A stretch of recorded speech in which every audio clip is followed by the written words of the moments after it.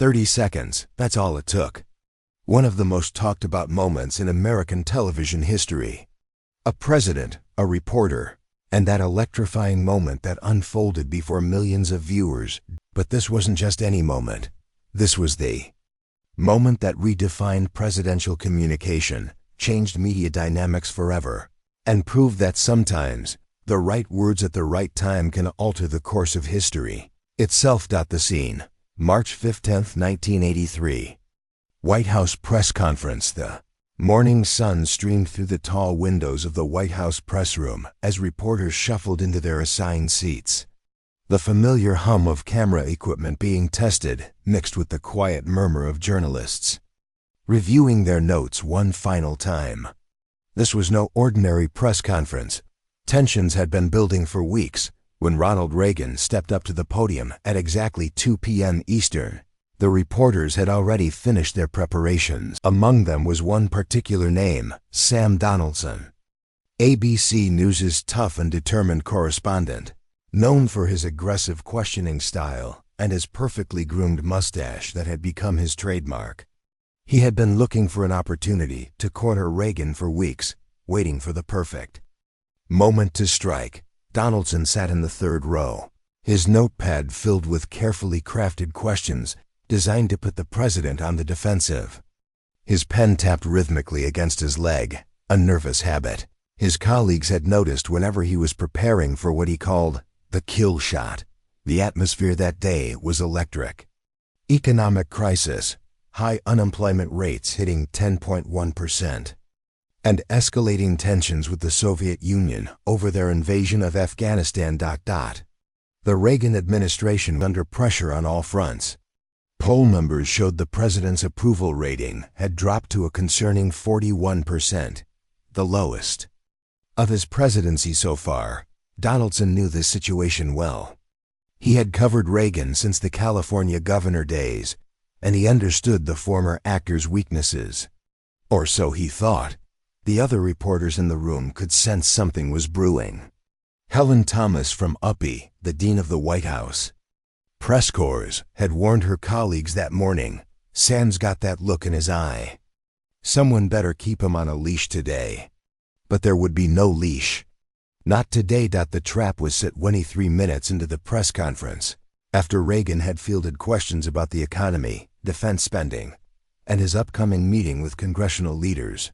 Donaldson's hand shot up. The president, scanning the room with that practiced politician's eye, spotted him immediately. "Sam," Reagan said with a slight nod, his voice carrying its usual warmth, but with perhaps a hint of wariness. Donaldson stood up slowly, deliberately. He wanted every camera in the room to capture this moment. His voice, when it came, was crisp and authoritative, the voice of a man who had cornered presidents before. "Mr. President," Donaldson began, his voice echoing throughout the room with perfect television projection. "They say the American people are starting to doubt your leadership. According to recent polls, your approval ratings are at historic lows, the lowest since you took office. The unemployment rate is above 10%, the deficit is ballooning, and your own party members are beginning to question your policies." He paused for effect, letting the weight of his words settle over the room like a heavy blanket. "In light of all this, Mr. President, how can you still see yourself as the people's leader? How can you claim to represent the will of the American people when clearly, based on these numbers, you're losing their confidence?" The question was a masterpiece of aggressive journalism, a blatant trap designed with surgical precision. Multiple attack vectors, polls, economy, party unity, and personal leadership all wrapped into one devastating inquiry. To put Reagan on the defensive, to force him to justify his very existence as president. This was classic Donaldson. Bold, aggressive, and designed for maximum television impact. Everyone in the room held their breath. You could hear the mechanical whir of camera motors and the soft scratching of pens against paper as reporters frantically scribbled notes. The overhead lights suddenly felt brighter, hotter. This was the kind of question that could define a presidency, or end one. Cameras focused on Reagan's face with laser precision. These types of questions could be political career killers. One wrong word, one moment of visible anger or defensiveness, one sign of weakness, and the result would be a disaster that would dominate news cycles for weeks. CBS's Dan Rather later described the tension in the room. You could cut the air with a knife. Every reporter there knew they were witnessing something significant. The question was whether it would be Reagan's political funeral or something else entirely. The smile and silence. Reagan's reaction was not what anyone expected. He smiled. Not a forced political smile, not a grimace disguised as pleasantry, but that famous, genuinely warm Hollywood smile that had charmed audiences for decades. His blue eyes seemed to twinkle with something that looked suspiciously like amusement. He tilted his head slightly to the right, as if he was genuinely considering the question, taking it seriously despite its obviously hostile intent. Silence stretched for what felt like an eternity, but was actually only 7 seconds. 7 seconds that changed everything. The room wondered what this silence meant. Was he stunned? Angry? Calculating his response? Preparing to explode? The former actor knew stage timing perfectly. He understood that in drama, silence could be more powerful than words. Drama, suspense, and that critical moment when the audience holds its breath. Everything was calculated, but it appeared effortless. This was Reagan at his absolute best. Drawing on decades of experience in front of cameras and hostile audiences, Michael Deaver, Reagan's longtime aide, later revealed, "I was standing in the back of the room, and I saw that smile. I knew Sam was in trouble. Ron only smiled like that when he was about to deliver a knockout punch." During those 7 seconds, Reagan's mind was working at lightning speed. He was processing not just the question, but the questioner, the room, the cameras, the millions of Americans who would see this moment. He was seeing the bigger picture that Donaldson had missed in his eagerness to attack. "Sam," Reagan finally said, his voice carrying that familiar warmth, but now with an undertone that every person in that room immediately recognized as danger. The kind of danger that comes wrapped in velvet, but strikes like steel. "When you ask this question, how do you see yourself as a journalist?"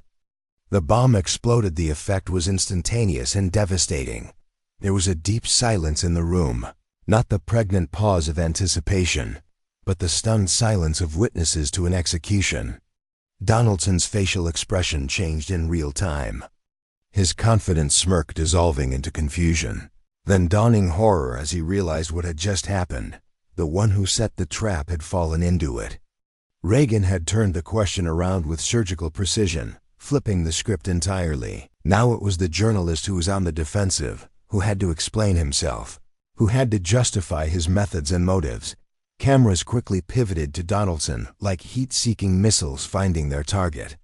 The famous correspondent, who had built his career on making politicians squirm, was now squirming himself. He was facing a situation he had never experienced before in his decades-long career. His own weapon, the hostile loaded question, had turned against him.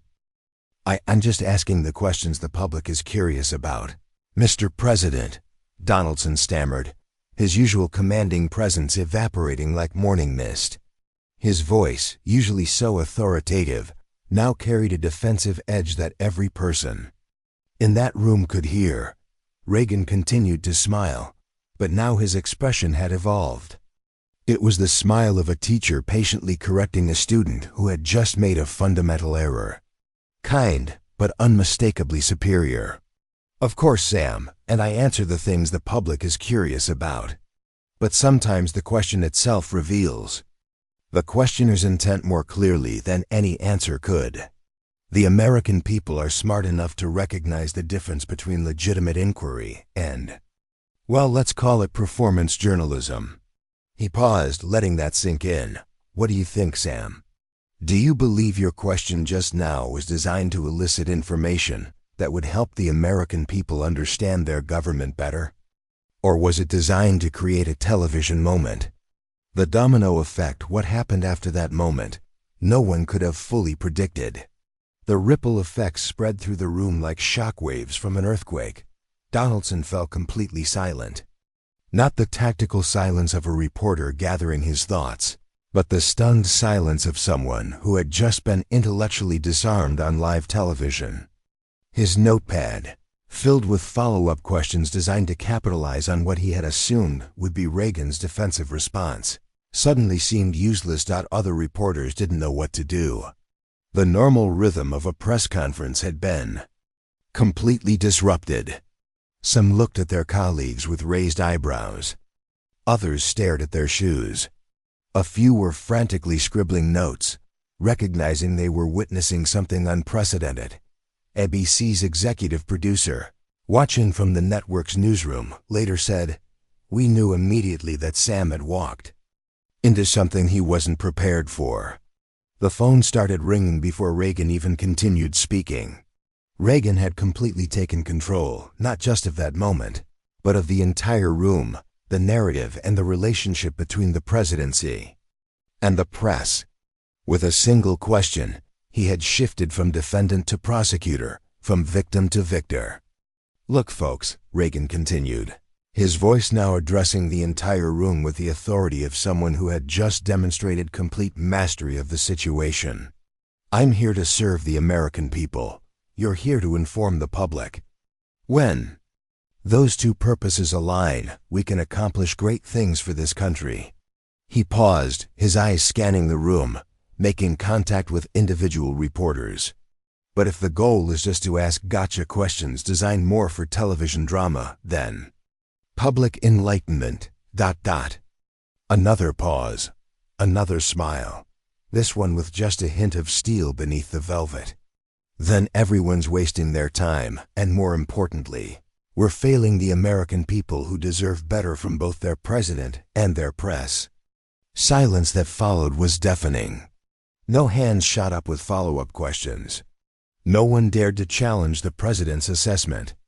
Reagan had not only won the exchange, he had redefined the terms of engagement for everyone in that room. Media reaction. The earthquake begins as soon as the press conference ended. The media world erupted. Phone lines at news networks across the country began buzzing with calls from producers, editors, and executives who had watched the exchange live. Television editors immediately began pulling the tape, watching that crucial moment over and over again, analyzing every word, every gesture, every micro-expression. At ABC News headquarters, the mood was tense. Sam Donaldson was their star White House correspondent, known for his aggressive style and his ability to rattle politicians. But this time, it was Donaldson who had been rattled. What the hell just happened? ABC News President Roone Arledge reportedly asked his staff, "How did our guy become the story instead of making the story?" Reporters began talking among themselves, both at the White House and in newsrooms across America. What the hell did Donaldson think he was doing? Did you see Reagan's face when he asked that question back? Sam walked right into that one. The Washington Post, Reagan beats Donaldson at his own game. The New York Times, the president's press lesson, a master class in political communication. Time magazine, Hollywood timing in Washington, when acting experience meets political reality. Newsweek, the Gipper's gotcha moment. U.S. News and World Report, how Reagan turned the tables on aggressive journalism. But the newspaper headlines were just the beginning. Television news that evening was dominated by analysis of those crucial 30 seconds. Network anchors, political commentators, and journalism professors were all trying to dissect what they had witnessed. Tom Brokaw on NBC Nightly News. What we saw today was a president who refused to accept the premise of a hostile question and instead turned it back on the questioner. It was a masterful display of political communication. Dan Rather on CBS Evening News. Ronald Reagan showed today why he's called the great communicator. He took what could have been a devastating question and turned it into a teaching moment about the relationship between the press and the presidency. But the real issue wasn't the media's reaction. The real issue was the effect this moment had on the American people, and that effect was immediate and profound. Turning point in public opinion. Phone polls began immediately after the press conference ended. Polling organizations that normally waited days or weeks to measure public opinion shifts scrambled to get real-time data on how Americans had reacted to what they'd just witnessed. The results were stunning. Reagan's approval ratings jumped 8%. Overnight, the largest single-day increase of his presidency. But more importantly, the reasons people gave for their approval had shifted dramatically. Before the press conference, Reagan was seen as likable but weak by many Americans. After it, he was described as smart, quick-witted, presidential, and strong leader. A factory worker from Detroit. Finally, someone who can put these arrogant reporters in their place. They think they're more important than the president. A teacher from Phoenix. Reagan showed real class today. He didn't get angry. He didn't attack the reporter personally. He just showed him how a real professional handles a tough situation. A farmer from Iowa. That's how you do it. Don't get mad. Get smart. Reagan was smart today. A retired nurse from Florida. I've been watching presidents my whole life, and I've never seen one handle a hostile reporter that gracefully. Reagan won my respect today. The calls weren't just coming from traditional Republican strongholds. Democratic voters in traditionally blue states were calling to express grudging admiration for Reagan's performance. Polling expert George Gallup Jr. later said, "I've been measuring public opinion for decades, and I've rarely seen such an immediate and dramatic shift in how people perceive a political figure." Reagan didn't just win that exchange. He fundamentally changed how Americans saw him as a leader. Behind-the-scenes stories, the details that emerged after the incident, were even more fascinating than the moment itself. As White House staff, journalists, and political observers began sharing their perspectives, a fuller picture of what had happened began to emerge. Reagan's speechwriter Peggy Noonan later described that morning in vivid detail. The president came into the Oval Office around 9 a.m. for his daily briefing. He seemed relaxed, maybe even more relaxed than usual. Mike Deaver was going over the press conference prep, reminding him of the key points he needed to hit about the economic recovery plan. Then the president looked up from his briefing book and said, "You know, Peggy, Sam's going to try to corner me today. I can feel it." I asked him how he knew, and he just smiled that Reagan smile and said, "After 40 years in this business, you develop instincts about these things." I asked if he was ready for it, and he leaned back in his chair and said, "I'm always ready." Peggy, the question is whether Sam is ready for what's coming back at him. Noonan paused in her recollection. Still amazed years later. I should have known right then that Sam was walking into a trap. The president had that look in his eye, the same look he got when he was about to deliver a great line in a movie. He was already 3 steps ahead of everyone else in that room. Chief of Staff James Baker provided additional context. We had been discussing the president's relationship with the press corps for weeks. Some of our people thought he was being too accommodating, too willing to let reporters ask loaded questions without pushing back. The president listened to all of this, but he never seemed concerned. Now I know why. He was waiting for the right moment. Michael Deaver, Reagan's longtime image consultant and close friend, revealed even more. I was standing in the back of the room during the press conference, and I had a perfect view of both Reagan and Donaldson.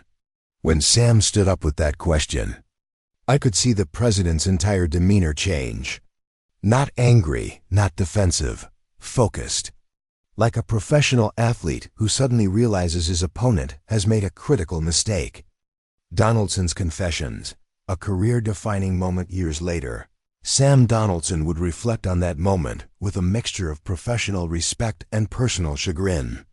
In a 1995 interview with Larry King, he provided his most candid assessment. Reagan got the better of me that day, and I have to admit that. But looking back, that moment taught me more about journalism and about myself than any other single event in my career. I had fallen into the trap that a lot of aggressive reporters fall into. I confused being tough with being smart. I thought that if I asked the hardest, most confrontational question possible, I was doing my job better than anyone else. Reagan showed me that there's a difference between asking tough questions and asking gotcha questions. The truth is, my question that day wasn't designed to elicit information that would help the American people understand their government better. It was designed to make me look tough and to make the president look weak. Reagan saw right through that, and he called me on it in the most graceful way possible. Donaldson's voice grew more reflective. You know what the really remarkable thing was? He didn't humiliate me personally. He could have. He could have made me look like a fool in front of the entire country. Instead, he used the moment to make a broader point about the relationship between the press and the presidency. That took class, real class. In later interviews, Donaldson would describe the exchange as the most educational 30 seconds of my career and credited Reagan with making him a better journalist and a better person. The Hollywood effect, when acting meets politics. Reagan's success that day was undoubtedly rooted in his entertainment background, but it went deeper than simple acting skills. His decades in Hollywood had taught him not just how to deliver lines, but how to read an audience, how to sense the mood of a room, and how to adapt his performance to achieve maximum impact. Famous director Frank Capra, who had worked with Reagan during his Warner Brothers days, provided insight into the former actor's unique skills. Ron always understood that every interaction was a performance, but not in a fake or manipulative way. He understood that effective communication requires you to be aware of your audience, your setting, and your objective. Most politicians learn this too late, if they learn it at all. Ron learned it in his 20s. Hollywood producer Hal Vallis offered another perspective. Reagan had a quality that most actors never develop. He could think on his feet while staying in character. Most actors can deliver prepared lines beautifully, but put them in an unscripted situation and they fall apart. Reagan was the opposite. He was better unscripted than scripted. Acting coach Lee Strasberg, who had observed Reagan during his Hollywood years, noted, Reagan understood something that most people miss about acting. The most powerful moments often come not from what you say, but from what you don't say. That pause before he responded to Donaldson was pure theater, but it was also pure instinct. He knew exactly how long to wait for maximum effect. Technical analysis, the anatomy of a perfect response communication. Experts and political scientists have spent decades analyzing those 30 seconds, breaking down Reagan's response into its component parts to understand why it was so devastatingly effective. Dr. Kathleen Hall Jamieson, University of Pennsylvania communication professor and author of Eloquence in an Electronic Age, provided a detailed breakdown. 1. He controlled the timing. Reagan's 7-second pause before responding was crucial. It showed he wasn't rattled. It gave him time to formulate the perfect response, and it created dramatic tension that made his eventual answer more impactful. Most politicians respond too quickly to hostile questions, which makes them appear defensive. 2. He reframed the question. Instead of accepting Donaldson's premise that he needed to defend his leadership, Reagan completely shifted the frame of reference. He turned the focus from his performance as president to Donaldson's performance as a journalist. This is what communication experts call deflection and redirection. But Reagan did it so smoothly that it appeared natural rather than calculated. 3. He used the Socratic method. Rather than making accusations or attacking Donaldson directly, Reagan asked a question that forced the reporter to examine his own motives. This is much more powerful than direct confrontation because it makes the other person do the work of recognizing their mistake. 4. He maintained emotional control. Reagan never showed anger, frustration, or defensiveness, emotions that would have signaled weakness. Instead, He projected calm authority and even a touch of amusement. This made him appear presidential while making Donaldson appear small. 5. He spoke to multiple audiences. Reagan's response worked on several levels simultaneously. It answered Donaldson. It addressed the other reporters in the room, and it communicated directly with the American people watching at home. Most politicians make the mistake of responding only to the person asking the question. Ripple effect. How one moment changed everything. This incident didn't exist in isolation. It became a catalyst that fundamentally altered multiple aspects of American political communication, media relations, and public expectations of presidential leadership. Impact on presidential communication. Political communication experts began studying Reagan's techniques and incorporating them into training programs for other politicians. The Reagan response became a template for handling hostile questions. Dr. Roger L., later founder of Fox News, then a media consultant. Every politician in America should study that moment. Reagan showed how to turn defense into offense without appearing aggressive or unpresidential. We used that tape in media training sessions for years. Impact on journalism. The incident forced journalists and news organizations to examine their own practices. Were they asking questions to inform the public or to create television drama? Columbia Journalism School, Dean Edward W. Barrett. The Reagan-Donaldson exchange became required viewing in our media ethics classes. It raised important questions about the difference between aggressive journalism and confrontational journalism. Impact on public expectations. American voters began expecting their leaders to demonstrate the kind of grace under pressure that Reagan had shown. The bar for presidential communication had been raised. Presidential historian Doris Kearns Goodwin. Reagan created a new standard for how presidents should handle media pressure. Future presidents would be judged not just on their policies, but on their ability to communicate with Reagan-like skill and composure. Changing dynamics. The new rules of engagement after March 15, 1983. The relationship between the White House press corps and the presidency was fundamentally different. Both sides had learned important lessons. Changes in reporting. Reporters began asking more thoughtful, substantive questions.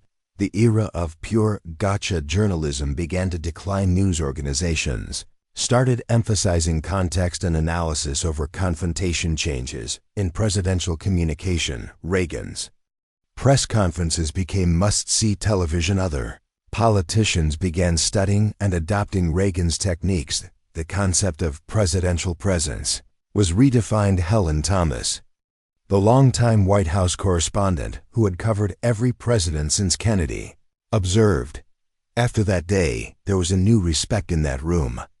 Not fear, but professional respect.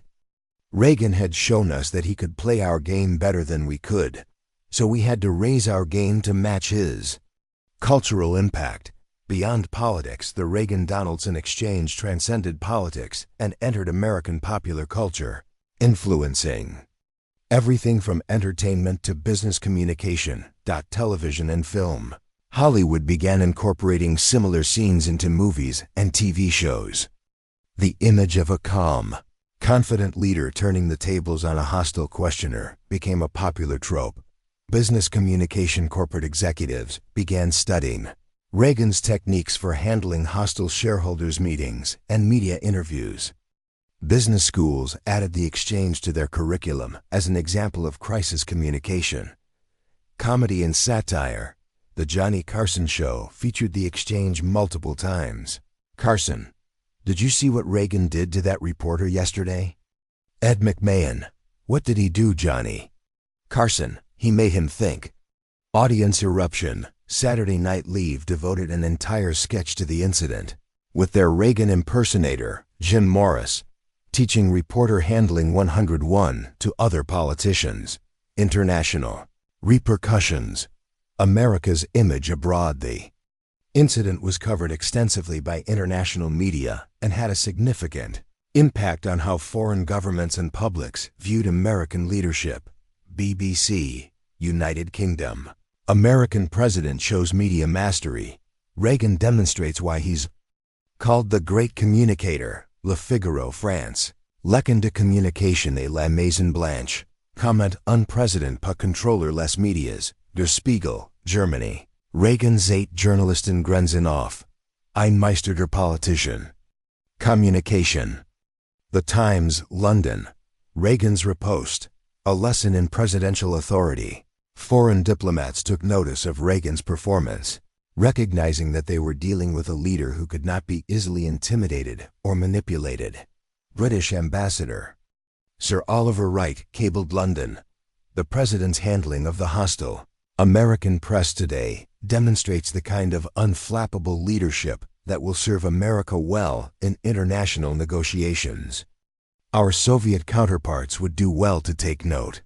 Soviet Ambassador Anatoly Dobrinin reportedly told his KGB handlers, "Reagan is more formidable than we initially assessed.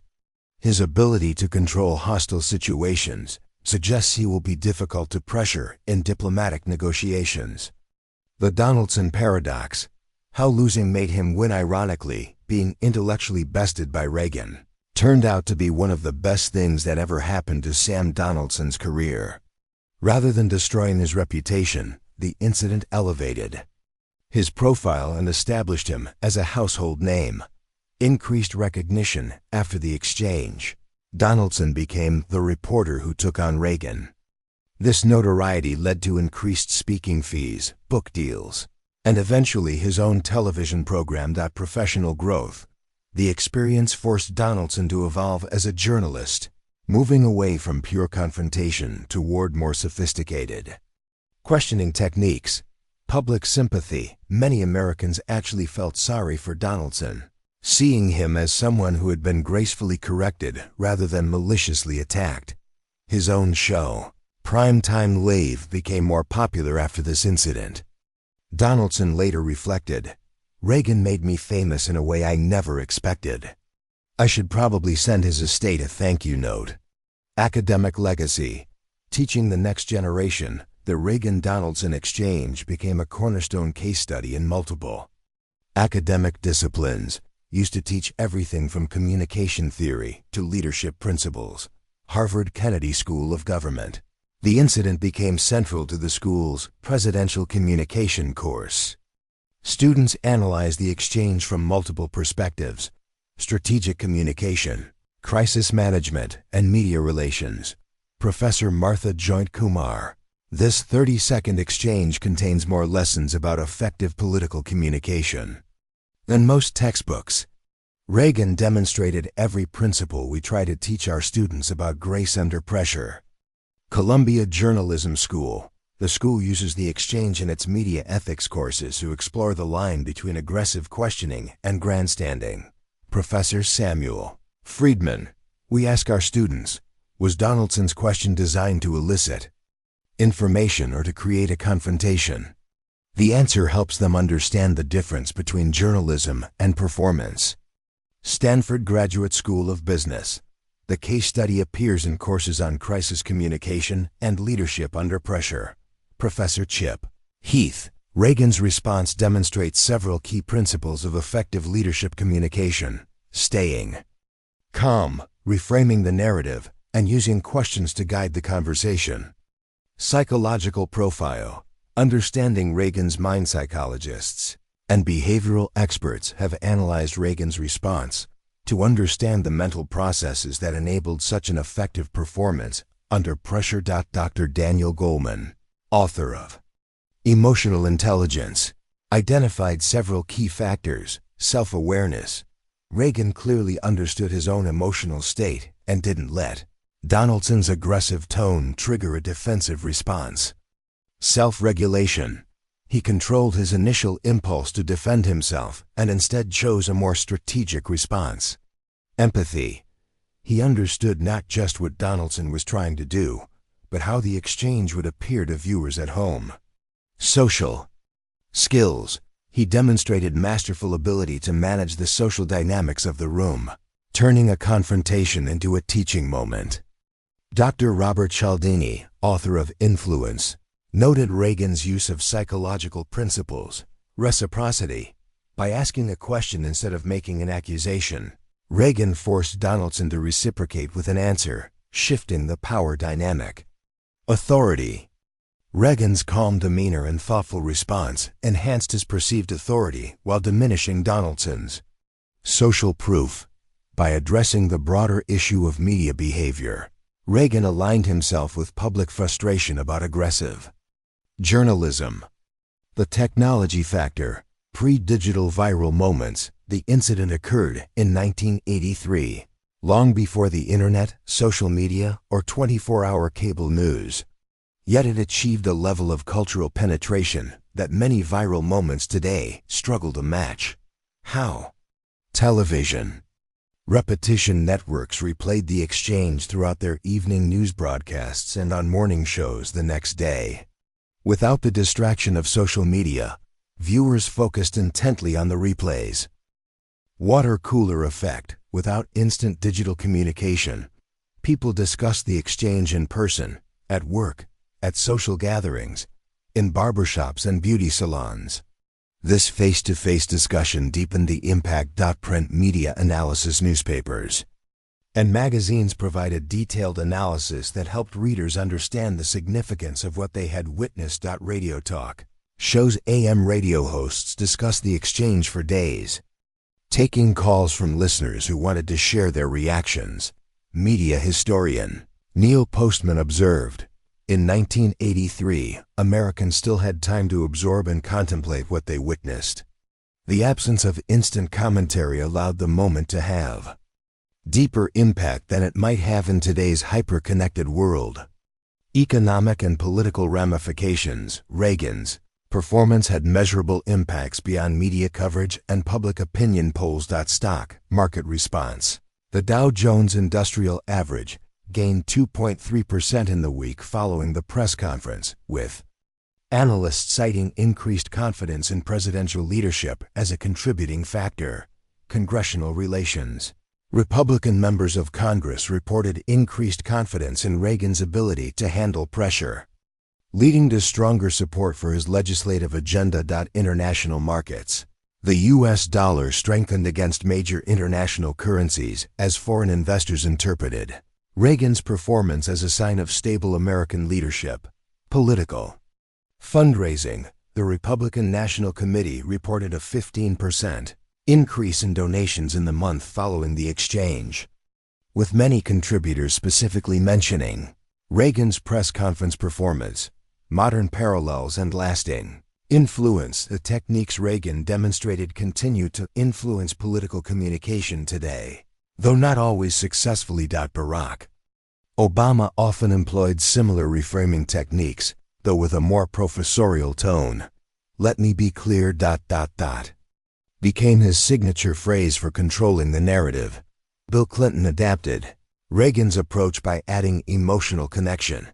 "I feel your pain," demonstrated empathy while maintaining control. Donald Trump attempted confrontational approaches with media, but often lacked Reagan's grace. His Twitter attacks on journalists represented the opposite of Reagan's approach. Joe Biden has occasionally used Reagan-style redirection. "Come on, man," serves a similar function to Reagan's gentle correction. The mentorship moment. What Reagan really taught, perhaps the most remarkable aspect of the entire exchange, was that Reagan managed to deliver a masterclass in professional communication, while appearing to be genuinely helpful rather than punitive. Leadership expert John Maxwell analyzed the exchange.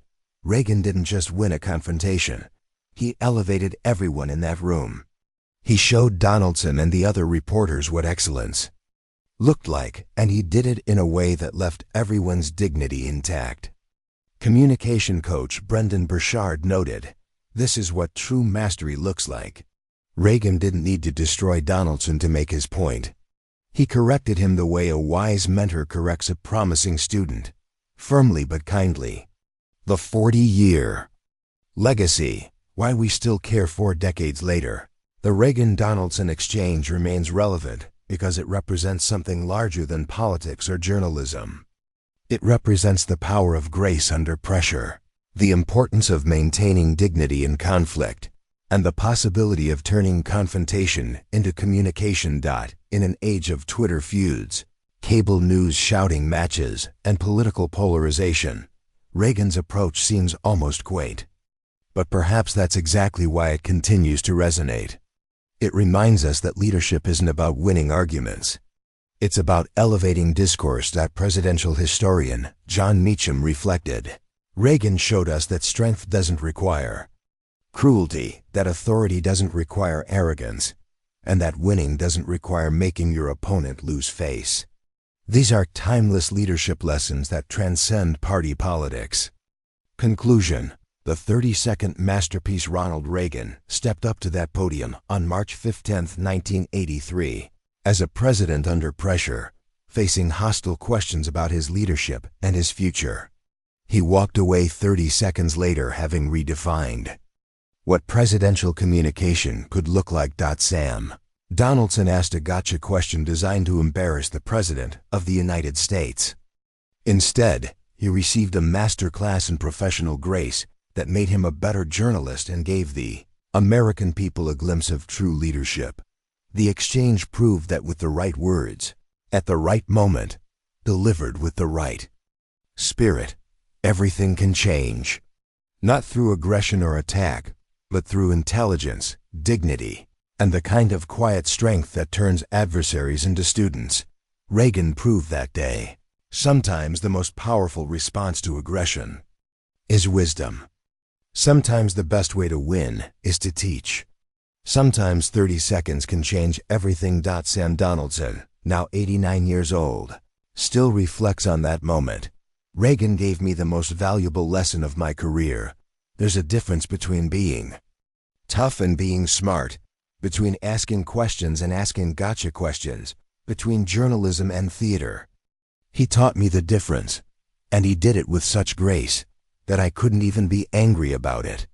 Reagan has secured his place in history books not just as the 40th President of the United States, but as a master of the art of communication. A leader who understood that true strength lies not in dominating others but in elevating them. And this is the story of how one sentence changed everything. How a reporter learned the difference between questioning and attacking. How a president demonstrated the power of grace, and how 30 seconds became a timeless lesson in leadership. *30 seconds. Sometimes that's all it takes to